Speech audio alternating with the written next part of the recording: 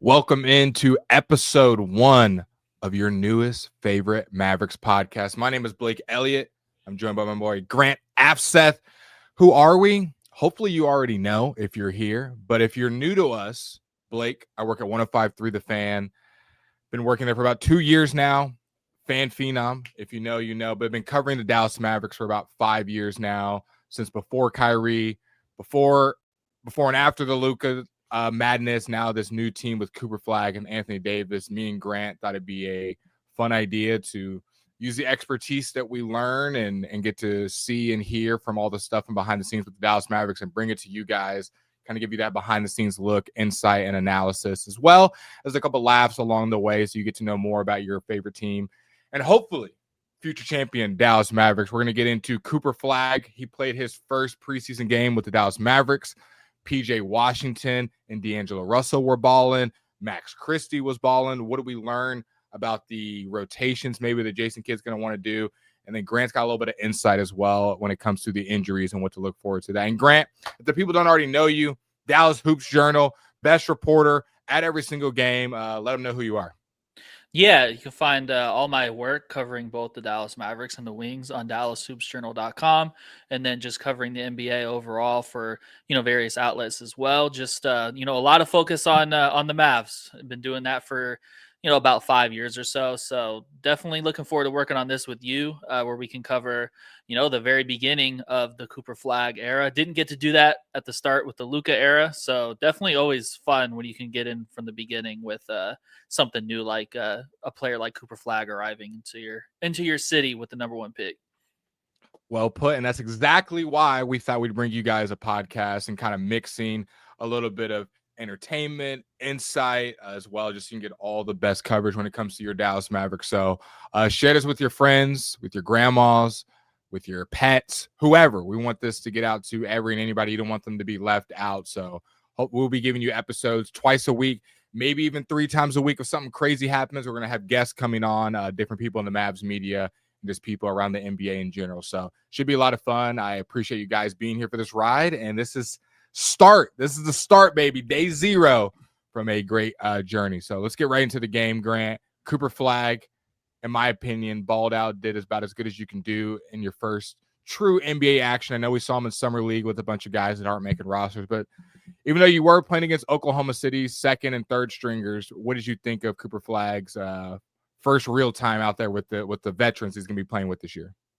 Yeah, I think he was scoreless in the first quarter, but he was really patient, letting the game come to him, made some great passes. I think he handled ball pressure.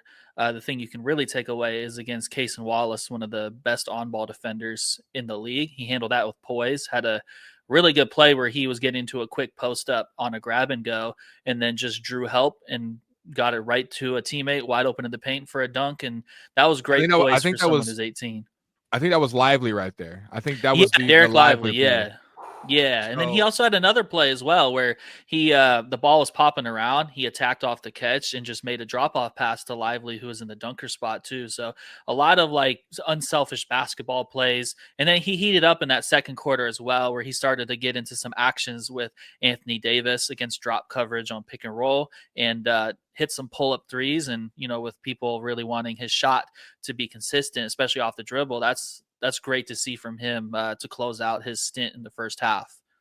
To me, Cooper Flagg, the biggest thing that stood for me watching on TV, you were obviously at the game, and that's one of the perks you're going to get listening to this podcast. You'll get in-game experiences from Grant, doing all the post-game, getting all the interviews and whatnot. So I'll be mostly watching from TV because I'm on the fan most nights that the Dallas Mavericks are playing, but you'll get a bunch of different insight when it comes to what we can bring you on this podcast, 2 different avenues, if you will. But from watching on TV, Cooper Flagg felt like he just took up a lot of space in a good way. He did the same thing in the Summer League. He gets the ball. His jab step is he means something when he does it. Cooper also, he felt very comfortable for his very first game.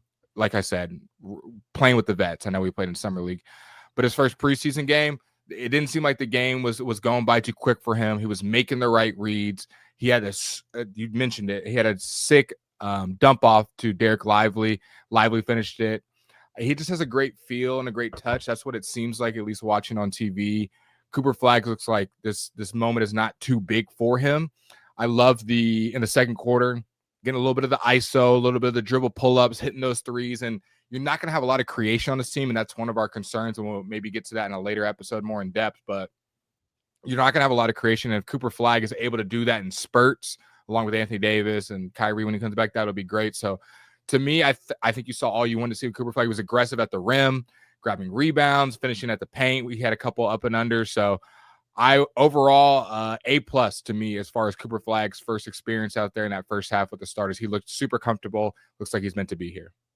Yeah, and I think another thing too, just on the defensive side of the ball, something that popped in summer league, in that action as well that you talked about was just his ability to, really make rotations from the weak side as like that low defender where he's using his athleticism and length. He pinned one off the glass, pretty emphatically. It was pretty impressive. I think he did that in summer league too. So just overall, like what he brings, as you mentioned, taking up space, offensively, but also defensively, where he's able to cover a lot of ground. And when you have two bigs like in Anthony Davis and Derek Lively, or if it's Daniel Gafford on the floor, having that athleticism on the perimeter makes such a big difference for being able to just stay in rotation as a defense, recover, and then, really take advantage of those little windows where offenses may think they have an advantage, but you're demoralizing them by closing the gap and just pinning their shot off the glass and things of that nature. So definitely a lot of intangibles that he brings on that end. And, overall, I thought it was interesting from just a lineup standpoint. It felt like, just me personally, at least in the first quarter, that they were having Clay pick up the ball instead of having like D'Angelo Russell or Cooper Flagg do it. So maybe with Anthony Davis mentioning like earlier in training camp where he thinks they're going to have him be responsible for like, the Jimmy Butlers, the Kevin Durant's, maybe they're thinking of having somebody else pick up the ball, those like shiftier, assignments, while, someone like a Cooper Flagg is handling like bigger wings, if you will, like we saw last night. And I'm glad you brought that up because I sent you a stat the other day about Max Christie and kind of players who guards the number one option the most in the NBA. Max Christie was like 10th in the NBA as far as those drawing those assignments. I thought Max did a phenomenal job on backdoor cutting, making his presence known. I think a big thing with making an impact, especially even just watching on TV, do I forget that you're on the floor sometimes? And if I do, you're probably obviously not making that much of an impact. It doesn't mean you're not scoring. There's other ways to do that. Backdoor cutting, setting good screens, being the connector on the passing lanes, maybe getting in the passing lanes on the defensive side. There's ways to stand out on the court without putting the ball in the bucket. And to me, every time Max Christie was on the floor, I felt his presence. I was thrilled with the backdoor cutting, just the overall movement of the offense. It's completely different than what you're used to watching Luka and Kyrie. So Mavs fans will have to adjust to that quick pace. And I think Max Christie is kind of at the center of that, of this quick pace, backdoor cutting, kind of doing everything, picking up on defense. So I'll ask you this, Grant. We saw a starting lineup of D'Angelo Russell, Klay Thompson, Cooper Flagg, Anthony Davis, and Derek Lively. And most people would presume that'd be the starting five on opening night and throughout the season, and then sub out Kyrie for D'Angelo Russell. But how much of a chance or how much do you want to see Max Christie maybe overtake Klay Thompson's role and kind of be that point of attack defender, backdoor cutter, kind of what you think his role could be on this team? Yeah, I think right now, just with the reputation Clay has as a shooter, I think short term, leveraging that to really like open the floor when you're facing like the best of the best talent out there. Like if Chet Holmgren was on the floor, for example, I think you would feel the need for that spacing, like that really elite like gravity that Klay Thompson commands in that type of matchup. I think that's what you probably want to leverage early on. But I think if just from a pure impact and talent standpoint, if Max Christie throughout the season can really continue to make a big impact, as you had mentioned, doing just all the little things in his role. Like everyone's talked so highly of him. Like even today, Najee Marshall had told me when I asked about Max, he just felt he had a really great summer, worked extremely hard. And, even after the game last night, Max talked about it too, where he just really honed in on conditioning, wanted to work on a lot of the on-ball stuff, creating off the dribble for, to get his own shot, make decisions to pick and roll, all that good stuff. But as you mentioned, what really popped was his off-ball intangibles that he's always brought, even when he was on the Lakers with Anthony Davis as his teammate there, where he's used to really having to make an impact as a complementary piece. And, I think we really saw that pop last night in this system where it's not like, as you mentioned, where they're just really hunting the matchup to bring someone into an action and just force a switch and really just kind of rip their head off. It's more of just like generating that movement and moving the ball side to side, creating an advantage where, everyone's kind of touching it. You're playing through Anthony Davis a lot at the elbow and up top out of delay sets whenever, he's able to grab and go and you're getting into the offense that way. So I think a great fit, in this style, Max Christie is, and then just short term, I think you do really want to see Klay Thompson provide that gravity while you have Klay, considering the stage of career he's in, just while you're really trying to build the foundation with Cooper Flagg. I think if you end up in a position where you're changing that outlook or opinion based off how Max is playing, I think you're in a really, really great spot as a team. Is just kind of the feel that I have for it. I think you bring up a great point when you talk about Klay. Does have that still great reputation of hitting threes and the gravity that he pulls on offense, especially with that lineup. You don't have much shooting. We're going to have to wait and see with Cooper and D'Angelo how consistent it can be. We saw them both knock down a three in the preseason game last night, but we'll have to wait and see if he can be consistent.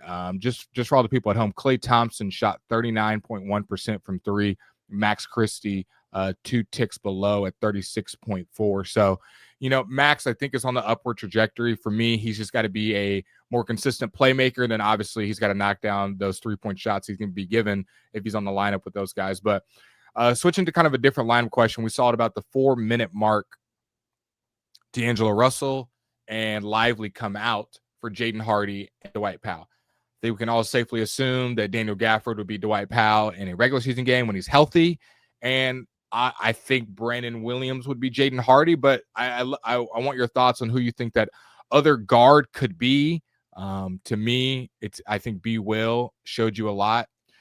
Defensive consistency is something he's going to have to work on, but I think he's got the highest overall ceiling for their specific talent. I think Brandon Williams showed last year I can score in spurts and I can also play make and set other guys up, where I love him. But my boy Jaden Hardy, it's like an AAU game out there for him most of the time. He's trying to get his buckets. He shot the most amount of shots last night, shot 13. I think it was like 4 of 13 from the field. I mean, I'm not taking too much into account, but guys like that, it does matter. I think they're fighting for minutes. And then we know Exum is sidelined right now. We know Dennis Smith Jr., I believe, was sidelined. So we didn't see much guard play because a lot of guys were injured. But what did you think of Jaden Hardy coming in and kind of his minutes, and then kind of the rotation schedule, if you will, at that 4-minute mark? Yeah, I think to answer your question about like who we would probably expect that to be like in a regular environment, barring injuries or things of that nature, I think Brandon Williams or Dante Exum. I think one of those two. I think Jason Kidd really values what Exum brings. Like I remember just throughout the last year plus, he always brought up about how Exum really helped them push the pace. He was a really big catalyst for that. Like there is a pretty big difference in pace on court, off court numbers for him. He's someone that really, whether he's with the, NBA team like Mavs or the Australian national team, he definitely takes on tough defensive assignments, picking up, full court if you need him to, and just really getting into the ball. So I think that's also something that Jason Kidd really appreciates. So I think from a veteran standpoint as well, like just the experience he has, they really value that too. But as you mentioned, and we all saw, like Brandon Williams after the All-Star break last year, he had some really great moments. I think he had like a 30 ball as a career high against Ja Morant and the Grizzlies. Was really steady as a decision maker and just overall like, offensive player. And he's just a little undersized for the defensive side of the ball. Sometimes, you're going to give up some, advantages there. But he does at least compete. There's just limitations to that impact just because of the size. So I think that's where especially when you're comparing between Dante Exum, who's a bigger guard, that's where, you're kind of having a give or take, if you will. So I think that's probably the main two guys that I would think for the backup guard role behind, D'Angelo Russell. And that all, of course, will change when Kyrie Irving ultimately is available to play, where you would expect, D'Lo to come off the bench and be that sixth man. And then it gets really complicated from that point on. But that is many episodes down the line for us to discuss for sure. I want you to put your Jason Kidd brain on. Whose skill set is more important? Dante Exum's pace and defense, or Brandon Williams' creativity and playmaking? I would just say unless injuries just change the complexion of the situation, I'd probably say Dante Exum. Okay. I think they've really valued him because they went into camp last year before he, it really injured his hand, like fractured his hand, with him kind of penciled in as the backup guard. And then it was more about like Spencer Dinwiddie coming in knowing that he wasn't going to play much unless there were RIP. He's in injuries. Charlotte now. Yeah. RIP. We're not going to see many Spencer Dinwiddie highlights. Unless you are a NBA sicko or you like the Hornets. We're probably not going to see much of Spencer. Hey, well, you buy your tickets now if that's what you're looking at, because Saturday he's going to be in town. So come on. There you go. If you want to see that matchup Saturday, is it at AT&T or AT&T? Is that the American Airlines? Yeah, not in Fort Worth this time. That's at the AC. Yeah. Okay. Wrapping up kind of the rotation, PJ and Najee being your forwards, your wings off the bench. What did you think of them? PJ, if I'm not mistaken, was your leading scorer. He looked really aggressive at the rim, and then Najee kind of filling in the gaps. Kind of what did you think of both of those guys, especially seeing that live, kind of their energy and kind of PJ coming off the bench? I was wondering how he would take that because he's come off the bench in multiple stints of his career, also started multiple stints. I'm sure if we look at the splits, it's somewhere around 50-50 if I had to guess. Do you think PJ is going to be very accepting of this bench role? Do you see him kind of as that sixth starter? Where do you see him fitting in, and how did he look today? Or last night, excuse me. Yeah, I think for the most part, when players like, obviously we can't speak for PJ, but I think for the most part, when you have your role like in flux, whether you're starting or coming off the bench and the way the minutes get impacted, it's a big concern in terms of what your money will look like and how it impacts that. But at least he locked in the most he could accept on a contract extension during the summer. So at least that's in place for him. And he'll still, whether he comes off the bench or not, is going to be, a really big part of any rotation that they're going to have. And I just thought in that role, there's pros and cons to everything. Like if you're a starter with a lot of talent where you're not really the focal point of the offense, you're not going to get as many touches and can't really leave your imprint on the game as much in that regard offensively. But if you're coming off the bench and he's someone that you can make more of a focal point, there's more opportunities for him to, turn downhill, lower his shoulder, draw fouls, and then leave an impact in that way, as opposed to just being a spacer in more situations than not, of course. And I thought he was a really effective, feature player for them last night off the bench, where he was just, pretty often getting into the paint, playing out of that, lowering the shoulder, veer stepping into floaters and getting to the free throw line 7 times. That's, a really valuable skill set to have, because I think just his size for bench units is going to be a real struggle to contain.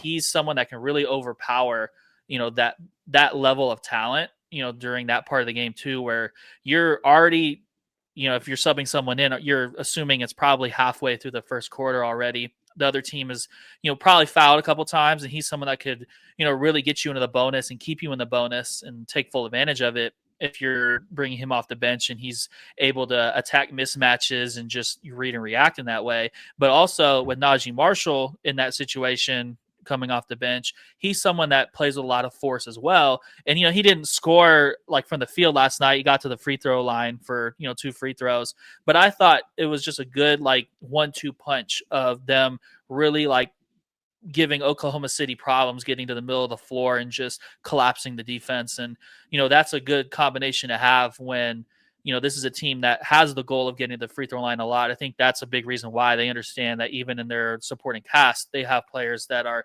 a problem for the other team to keep off the free throw line, stay in front, and not foul when they're lowering their shoulder getting to the rim. Yeah, I thought Najee and PJ showed you they can be a force off the bench. It's a little Sonic and Knuckles, Sonic and Tails, whatever combo you want to do. Kind of those. I've talked to my co-host Fred Davis on The Fan about this. PJ and Najee are starting on 50% of NBA teams. These are starting caliber players that are coming off your bench. Max Christie is starting on a good amount of NBA teams. Daniel Gafford is starting on a good amount of NBA teams. D'Angelo Russell will be a bench player, but would be starting on a decent amount of teams. So I think you have your 10, 11 deep where you feel pretty confident where anybody can play. I think you saw that last night, even though Dwight Powell and Jaden Hardy, I think they're the only guys that got minutes that probably will be reeled back a little bit, but even they had their little moments. So I think if you're Nico Harrison, how do you think Nico's feeling after that? Seeing Cooper Flagg, we haven't even talked about Anthony Davis. seeing Anthony Davis out there, like just seeing the new look Mavs, just kind of overarching. How do you think Nico, Jason Kidd are kind of took in everything that's coming about the Mavericks now? Yeah, I think from top to bottom, everyone feels, really good about this team, especially, we're seeing a lot of Kyrie Irving working out as well too, like at the facility. So that's always good, from like a big picture standpoint where you don't feel like he's super far off by any means. Of course, there's no timeline in terms of like a target date where, we're really like hammering home on it like every day, saying if he's not back by then there's a setback or anything of that nature. But I think just from the team overall, like they feel they're arguably the deepest team in the league. Max Christie actually said that a couple of days ago at a practice. He said he feels they are the deepest team in the league, and he also said what they want to be a top 3 defense, right? Max Christie he said last night. Yeah, he did. He said they have a goal of being a top 3 defense, and then just throughout the whole team overall, they've talked about how their goal is to play fast, get to the free throw line a lot. Like that's a big advantage for them, and just I think they feel they have the necessary talent to be able to do it. And I think externally, like we had mentioned it way earlier in the podcast, just about like the playmaking element. I think they feel better about it inside the building than people outside of it. Probably because they've been able to see Cooper Flagg up close, in 5-on-5 action. And, we finally got to see that against, obviously not the best Oklahoma, not the players that were hoisting the trophy or holding the MVP trophy by any means last night. But like at least seeing it in action where you're seeing the spacing and then having that supporting talent next to him in more of that actual legitimized style of basketball for NBA. We really saw how patient he is, how he's more than capable of bringing the ball up, being a good decision maker. And then also I thought D'Angelo Russell, helps, tie that over as well too. Like he's always been a good passer, but I thought it was just really interesting as seeing him with talent around him where he can really take advantage of, like in transition, Klay Thompson was coming down. He knows he has Klay Thompson as a big threat that's going to draw a lot of attention. He stared him down, and then he threw a no-look bounce pass to Derek Lively for I was going crazy. I was going crazy when it happened. I was literally screaming in the studio. I said, if D'Angelo Russell can do that this year, and that's just a small inkling, then he's going to have a role. He's going to be a nice fit for the Mavericks. I know a lot of people were a little kind of uneasy. How's he going to fit? Is he going to force shots? Is he going to be consistent? Do I think D'Angelo Russell is going to score 18, 20 a game? No, I do not. Nor do I think the Mavericks asked him to do that. But if he can score 10 to 12 points and be a connector and play average defense, he's going to have a role and going to be a big part of why the Mavericks are good, at least in the regular season. Yeah, definitely. And I thought just offensively too, there were some interesting things. Like I thought Anthony Davis, he obviously didn't put up big numbers, didn't play a ton overall, but I thought, he tied together the offense pretty well in terms of like, he's someone that I think is an underrated playmaker too. Like in his first made 3, or his only made 3, I should say, first attempt, I think. He got the ball on the elbow, and then they were really like overloading against him, reversed it to Cooper Flagg, and then he drove it baseline, and the ball started popping, got it back to AD, and he was really aggressive on the catch and knocked down the 3. Like, I think that was a play that shows as well, like that first option Anthony Davis basketball brings some underrated passing ability where, he's able to draw a lot of attention and make the right play on a reversal. And they have the talent around him to be able to make the plays on the closeout attacks, with Cooper Flagg being, really athletic and, drawing attention on the catch too. But also, Klay Thompson is going to always draw that attention as an off-ball player. And then they can still have a dunker spot presence. I love when Klay is just like floating to the corner, because me, even as a viewer watching, whether you're in person or on TV, like your eyes go there too. And the defenses too. That's Klay freaking Thompson sprinting to the corner, kind of floating, waiting for the ball. So that threat is always there. And if D'Angelo Russell, which I assume he's done in practice in the offseason, realizes that threat is there, sometimes they're going to kick it to him and hopefully Klay knocks it down. But just me even shifting my body in that direction is going to get the defense to flow that way. And if you've got a Lively, a Max Christie, a Cooper Flagg cutting to the right of him or to left him the opposite side of the 3 of Klay, it's just going to be easy money for the Dallas Mavericks. I feel like they're going to have a lot of different opportunities. I think they will see some problems with some of the higher rated defensive teams to kind of make the guards make plays, because you didn't see a lot of isolation. Now, first preseason game, you're coming against Oklahoma City's second team. I'm sure they were told to run certain sets, but I will say you could see the thought process of what the new offense is supposed to look like. AD getting the ball a lot early in his hands, top of the key. And correct me if I'm wrong, it felt like, at least in the first quarter, almost all of, if not 75% of AD's touches were free throw line extended. They were all above the free throw line. Like, there was nothing low block. There was nothing even at the elbow. Like, he was catching it top of the key, and both those slots, the 45 slots, like, he was getting the ball early and often at the top of the key. I thought he did a good job setting up the offense. Cooper Flagg, he gave it to him in the post a couple times.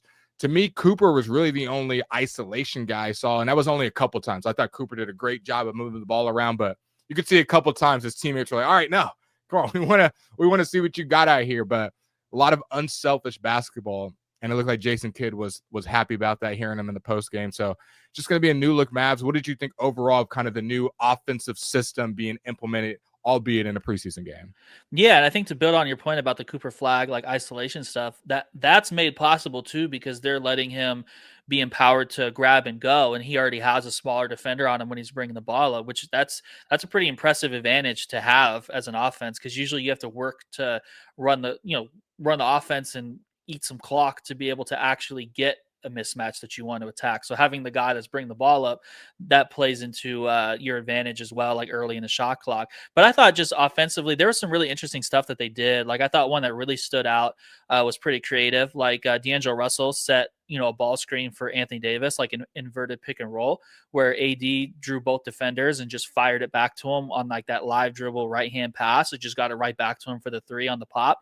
And, he made him pay from three. And I thought, AD was spending more time on the 3-point line as well. Like, I thought he spaced out of the corner a decent amount, where we had the spacing concerns going into this team is just like, the natural thing of like Anthony Davis's 3-point percentage has been down, since the bubble. And Derek Lively hasn't had that established 3-point shooting, track record in the NBA yet, but Derek Lively basically did no spacing from three, spent a lot of time in the dunker spot, and, was flashing, of course. And he also made decisions as well when he was up top as a, dribble handoff big. And I thought just seeing his decision-making on the cuts that we saw throughout the night, whether it was Max Christie or, somebody else, they have multiple bigs that can really be a decision-maker and, hit cutters, which is big, but also be athletic finishers, as relief options in the paint, whether it's AD or Derek Lively. But, just building on that spacing element, Anthony Davis, I thought,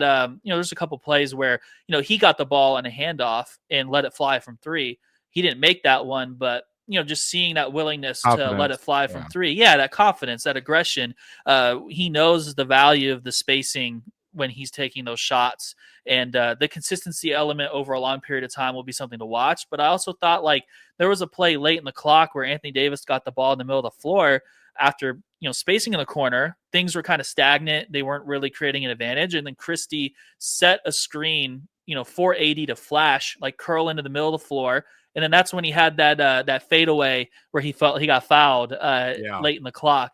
And just having that option where you can just get bailed out, where it's like, you set the screen, create a mismatch, dump the ball late in the clock, and Anthony Davis can, basically be that 9-1-1 option where he's getting the ball. It's not a bad one. No, it's not at all. So I think those are some of the things that I liked offensively, and just the general approach that we've been expecting, where it's not a lot of there's nothing wrong with that style of just bringing somebody up and then just trying to attack them on a mismatch, when you have the talent to do so. Like a Luka Doncic. But I think with this team, obviously you're going to want to create that side-to-side movement, get the defense in rotation. And the way to do it, as you mentioned, with the elbow touches for Anthony Davis, and then just pushing the ball and getting into delay offense, whether it's, AD, whether it's Lively, whether it's Cooper Flagg, whoever's bringing the ball up. It's just getting into that action and just being a little more organized, I think, will help with time. Whenever they're installing more of the offense and just have that chemistry together. But just the early signs of it, you can see the potential where, they have enough talent to really piece it together on those closeout attacks. That's what really makes offenses great at, in this, current day and age, where the 3-and-D player who just kind of spot ups, and shoots the ball is not really like getting those clean looks and being, ultra valuable as they were like 10 years ago, because you have to be able to keep the defense in rotation, re-driving it and then making the spray out pass when the scoring opportunity is not there. I think they have a lot of players that check those boxes, and that's really exciting to see, of course, like not reading into one preseason game against the D team of the Oklahoma City Thunder. Yeah. But Cooper Flagg has a lot of game to add, a lot of layers throughout his career too that we haven't seen yet, of course. So this style, as Cooper Flagg continues to grow and this team builds chemistry and adds more installs to the offense, I think is going to be, really interesting to watch, long term. You mentioned there's a lot of talent on this team. Everyone's fighting for minutes. Kind of closing thoughts here from me, and then I want to hear from everyone in the comments, and obviously hear from you, Grant. Who are the players that have the most to gain, need a ball out in these next couple games, and then who's the players that kind of the inverse of that don't need to be having a bad one? For me, it's going to be Jaden Hardy in the one spot. I think if he has another poor couple preseason games, he might find himself. He's already been on the trade block once, but it might become more extreme. And then kind of in a positive way, he's not going to get cut from the team or I think really even get traded. But I think Najee Marshall needs to have a good preseason and show how I can continually impact this game, because there's a lot of wings now. PJ's there, Flagg's there, AD's there. Am I missing anybody? It's all the Caleb Martin. You got Caleb Martin, yeah. He didn't see the floor. You don't want to lose your minutes. So Najee to me was stepped up huge when everybody was hurt last year. But to me, Najee and Jaden Hardy need to continue to produce in the preseason. And by Jaden, I don't mean just shots. I don't mean just putting up a bunch of shots. I think he's definitely got to prove something to the coaches, because right now, Exum, Brandon Williams, and Dennis Smith Jr., well, not really Dennis Smith, but Exum and Brandon Williams, they're winning right now by how Jaden Hardy, unfortunately, played pretty poor in that first preseason game, inefficient. So kind of the players that you're looking at over the next couple games. Yeah, I think anybody kind of on that perimeter rotation that doesn't have like that career reputation, like a Klay Thompson, we already know what we're going to get from him. D'Angelo Russell, he's already shown plenty in his career and also in that first game. Like, there's not really any questions about him. Anybody else, like, who ends up being healthy enough to play as well, like whether it's like a Dennis Smith Jr., I think has a lot to gain, of course. And then Brandon Williams, I think Dante Exum is probably already like pretty, well off in his situation. Like, they know what they're getting when he's healthy. I think it's always going to be just a matter for his NBA career, a matter of the injuries that he faces. Like, if it becomes too much for a team to really like keep that spot and that guaranteed money over somebody else who may be more available on a consistent basis. So I think just from a basketball standpoint, it'd probably be those other players in the supporting cast. But I think Caleb Martin's kind of in an interesting spot as well, because he's someone that is proven in his career. He's been a playoff performer on other teams, but the problem is that we haven't really like seen him, of course, yet where he's been healthy in Dallas. Like, he struggled with the hip strain last year and spent did he play at all last year? Yeah, he did he did a little. It took him a while to be available, and it was it was limited minutes. I think he was on a restriction to close the season as well too. Yeah. So he of course has accomplished a good amount in his career, filling a role, but just with this team, there's just so many options, and I think he doesn't stack up quite as well off the dribble as other players. Like, I think the wing options that we had talked about, there was plenty of creation that we saw, like just aggressive downhill attacking out of like a PJ Washington and Najee Marshall, where you're probably needing other skill sets. Like, I think a Max Christie fits really, really well with those two guys, coming off the bench. So I think just really anyone that has a lot to gain is just the players that are in that supporting, guard rotation, vying for a spot, vying for minutes, and then also on the wing too. Like, I think everything else is pretty solidified. Yeah, well, that was episode number 1, breaking down the first Mavs preseason game. We will be back on Sunday. If you have any questions or concerns, you can hit us up on Instagram at Blake Live. It should be like right here or something. Grant will give his @ also, for anyone who made it this far in the podcast, we're trying to name it Mavs Wire, number 1, Mavs Pulse, maybe number 2.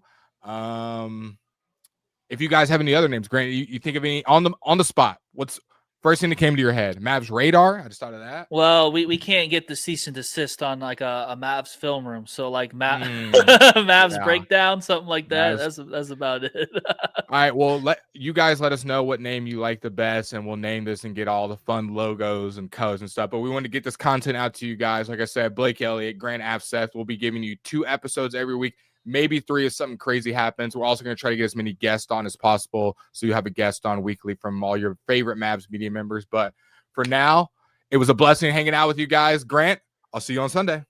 Yeah, see ya.